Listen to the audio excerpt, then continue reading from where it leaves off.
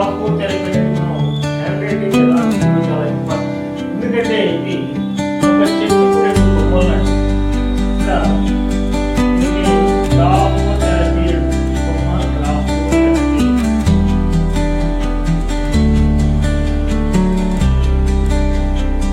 వచ్చేసి గ్రాఫాలజీ.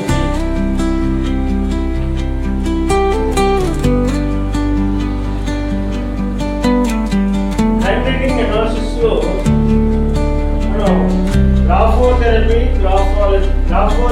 చేసిన తర్వాతనే గ్రాఫాలజీ అనాలిసిస్.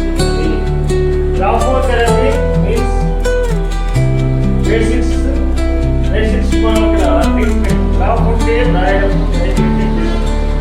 మనం రాయడానికి అయితే బేసిక్స్ యూజ్ చేస్తున్నాము. వాటికి మనం ఇక్కడ మూలానికి మనం ట్రీట్మెంట్ చేయాలి, థెరపీ చేస్తున్నాం.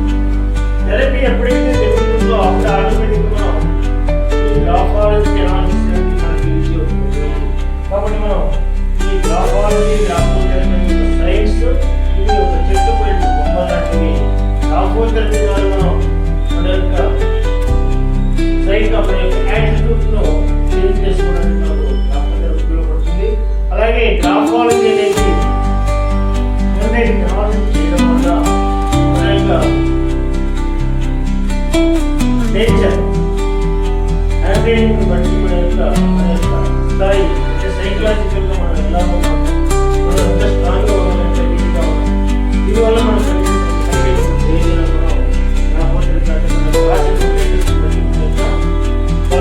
బలాలు అర్థమవుతుంది. కాబట్టి మనం గ్రాఫాలజీ గ్రాఫోథెరపీ సైన్స్ ఆధారంగా మనం లెక్కసిన అనాలిసిస్ చేసినట్లయితే మనకు మంచి ప్రయోజనాలు ఉంటాయి. కాబట్టి ఈ గ్రాఫాలజీ గ్రాఫోథెరపీ అనేది ఒక చెట్టుకు రెండు కొమ్మలు లాంటివి అనమాట.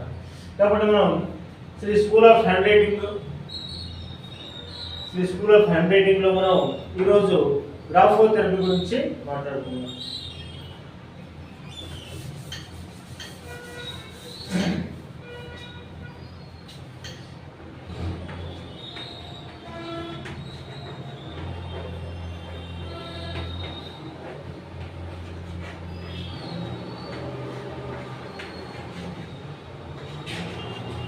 గ్రాఫోథెరపీ అంటే మనం గ్రాఫ్ అంటే వ్రాయడము, థెరపీ అంటే చికిత్స ట్రీట్మెంట్.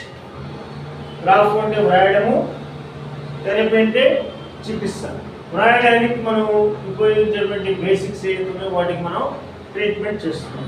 ఈరోజు క్లాసులో గ్రాఫోథెరపీ చేయడం వల్ల మనలో ఒక పాజిటివ్ థింకింగ్ డెవలప్ అవుతుంది. అలాగే నెగిటివ్స్ రెడ్యూస్ చేయబడతాయి. మనలో డిసిప్లిన్ వస్తుంది. అలాగే గోల్ సెట్టింగ్ ఉంటుంది. దీంట్లో మనం అన్ని విధాలు మనకు ఒక కాన్ఫిడెంట్ ఉంటుంది, కాన్సన్ట్రేషన్ ఉంటుంది. కాబట్టి మనం ఎవరైతే గ్రాఫోథెరపీ చేసే అప్పుడు గ్రాఫాలజీ అనాలిసిస్ చేస్తారో అప్పుడు మాత్రం వాళ్ళు ఒక మంచి పరిపూర్ణమైనటువంటి వ్యక్తిగా తయారవుతారు. ఇక్కడ స్టూడెంట్స్ కానీ, ఒక బిజినెస్ పర్సన్స్ కానీ, ఒక ప్రొఫెషనల్స్ కానీ గ్రాఫోథెరపీ లేకపోవడం వల్లే వాళ్ళు ఎంత చదువుకున్నా కూడా వాళ్ళలో సైకలాజికల్గా వాళ్ళ ఉన్నటువంటి డిఫెక్ట్స్ ఏదైతే ఉన్నాయో వాటి వల్ల వాళ్ళు సక్సెస్ కాలేకపోతున్నారు.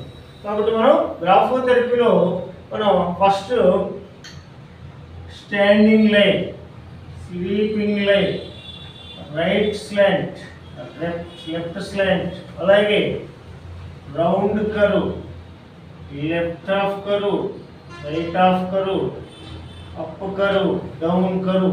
ఇవి మనం రాసేటువంటి లెటర్స్లో 26 లెటర్స్లో వచ్చేటువంటి బేసిక్స్ అనమాట. వీటిని మనం డైలీ ఒక 15 to 21 minutes మనం ప్రాక్టీస్ చేసినట్లయితే మనలో ఒక పాజిటివ్ థింకింగ్ డెవలప్ అవుతుంది, నెగిటివ్స్ రిడ్యూస్ అవుతాయి, మనలో ఎలాంటి టెన్షన్స్ లేకుండా డిసిప్లిన్ వస్తుంది, తర్వాత గోల్ సెట్టింగ్ ఉంటుంది, కాన్సన్ట్రేషన్ ఉంటుంది, కాన్ఫిడెంట్ ఉంటుంది. కాబట్టి మనం ఫస్ట్ ఈ బేసిక్స్ మనం మూలాల మీద ప్రాక్టీస్ చేసి అప్పుడు గ్రాఫాలజీ అనాలిసిస్ చేసినట్లయితే మనకి మంచి ఒక లెజిబుల్ హ్యాండ్ రైటింగ్ వస్తుంది. దీంట్లో మనం హ్యాండ్ రైటింగ్ ద్వారా మనకు పర్సనాలిటీ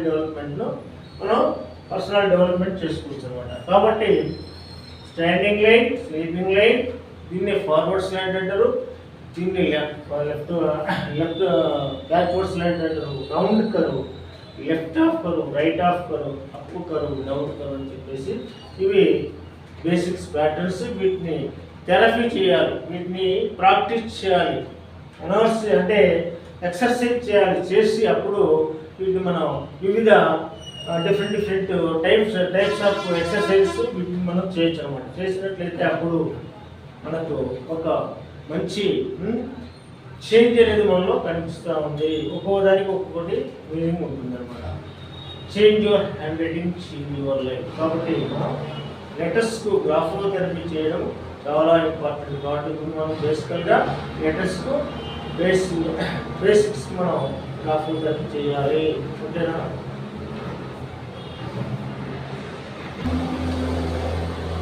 నా క్లాస్ నచ్చితే లైక్ చేయండి, సబ్స్క్రైబ్ చేయండి. Thank you so much.